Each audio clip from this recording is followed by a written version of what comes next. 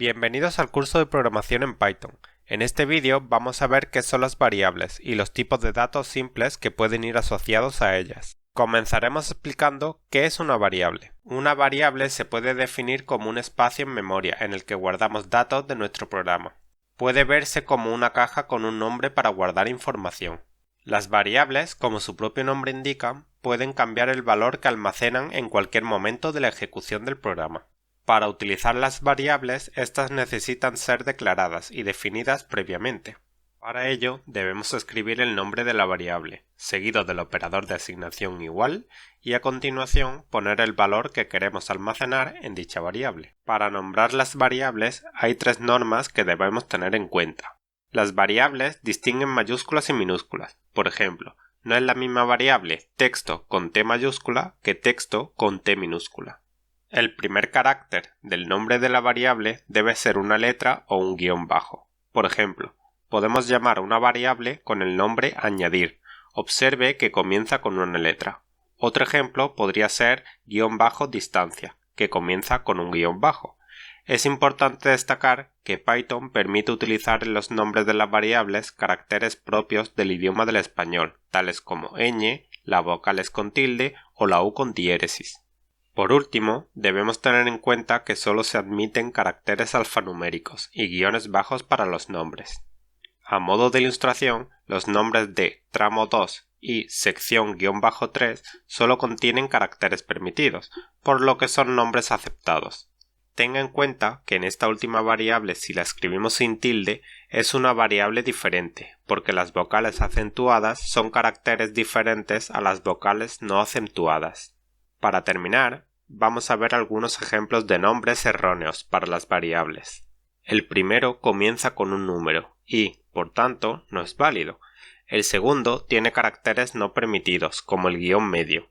Este carácter Python lo confundiría como el operador de resta y, por tanto, no se admite como nombre de variable. Es recomendable que el nombre de la variable tenga relación con el dato almacenado. Por ejemplo, en vez de poner a una variable el nombre x, que no dice nada, es mejor usar el nombre altura, que indica el contenido de la variable, o mejor incluso utilizar el nombre altura edificio, que especifica mucho mejor su significado. Las normas anteriores son de obligado cumplimiento, y además existen dos estilos normalizados entre los programadores para dar nombre a las variables. Estos dos estilos se aplican a otros lenguajes de programación, y son los siguientes. En el estilo Camel Case se utilizan las mayúsculas para establecer el comienzo de una nueva palabra a partir de la segunda, facilitando así su lectura.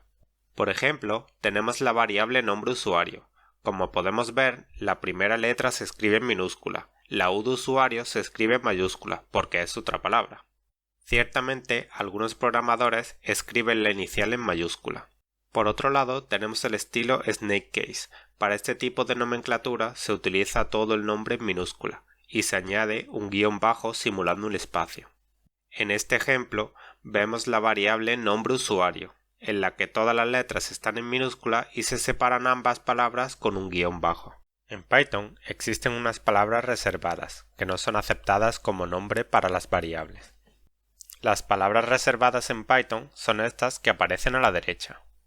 Estas palabras son utilizadas por el lenguaje con un significado gramatical especial, como por ejemplo definición de bucles, como el bucle for o el bucle while, o sentencias condicionales, como la sentencia if y sus cláusulas, entre otros usos. Para visualizar todas las palabras reservadas, podemos introducir en el intérprete de Python el comando help, colocando entre paréntesis y comillas la palabra keyword. Entre todas las palabras podemos destacar algunas como true o false, que veremos a continuación en este vídeo. Los tipos de datos son una categorización de los datos que las variables pueden tomar. Básicamente, cada tipo marca el rango de valores posibles que se pueden almacenar en cada variable. Python tiene tres tipos de datos básicos. Estos datos son el tipo booleano, donde Python tiene el tipo bool. Los datos numéricos, a los que pertenecen en Python los tipos int, float y complex. Por último están los datos de tipo texto. Aquí Python tiene el tipo str, abreviatura del inglés string, que significa cadena o sucesión de caracteres. Cada tipo de dato determina su naturaleza, es decir, los valores que admite y las operaciones que se pueden realizar. Estos tipos de datos son los básicos y con ellos podremos elaborar datos más complejos. A continuación vamos a examinar cada uno de estos tipos de datos con un poco más de detalle. El primer tipo de datos son los datos lógicos o de tipo bool. Se utilizan para representar valores de verdad y solo pueden tomar dos valores. True, que corresponde con el valor lógico verdadero y, numéricamente, se traduce en el valor 1.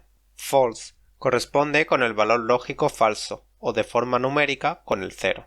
En este tipo de datos, la primera letra de true y false debe ir en mayúscula. De esta forma evitaremos este error sintáctico, que nos avisa del fallo y nos propone cómo solucionarlo. Los datos de tipo entero o int se utilizan para representar números enteros, es decir, números sin decimales. Se pueden emplear tanto números enteros negativos como positivos. Python se encarga de administrar la memoria necesaria para almacenar el dato, dependiendo de su longitud. Es decir, para números pequeños usará menos memoria que para números grandes. En la nomenclatura de los números enteros constantes hay que tener en cuenta los siguientes aspectos. Un número entero no puede comenzar por 0. Por ejemplo, en lugar de escribir 0,16, se puede suprimir el 0 y poner directamente 16. Los números enteros pueden ser separados con guiones bajos para marcar los miles y facilitar su escritura o lectura, sobre todo en números con muchos dígitos o en números con dígitos repetidos de manera consecutiva. A efectos prácticos, el guión es como si no existiera. El guión se puede poner en cualquier lugar, aunque normalmente se suele poner de 3 en 3. Los datos reales o de tipo float se utilizan para representar números reales, es decir, números con decimales. Para ello, la parte entera se separa de la parte decimal con un punto. Los números reales pueden ser números positivos y negativos. También pueden ser representados en notación científica, utilizando la letra E, seguida del exponente. Si escribimos un número real como 1.435E2, esto representa el número de la izquierda multiplicado por 10 elevado a 2, es decir, que en este caso es equivalente a 143.5. La notación científica es especialmente útil en números muy grandes o muy pequeños, con muchos decimales. Por ejemplo, una millonésima puede expresarse como 0.000001, pero es más expresivo usar 1e-6, que es equivalente a 1 por 10 elevado a menos 6. Como los números reales pueden tener una gran cantidad de decimales, se pueden redondear para facilitar su lectura utilizando la función round. Entre paréntesis se coloca en primer lugar el número que se quiere redondear y en segundo lugar se coloca la cantidad de decimales con los que deseamos quedarnos.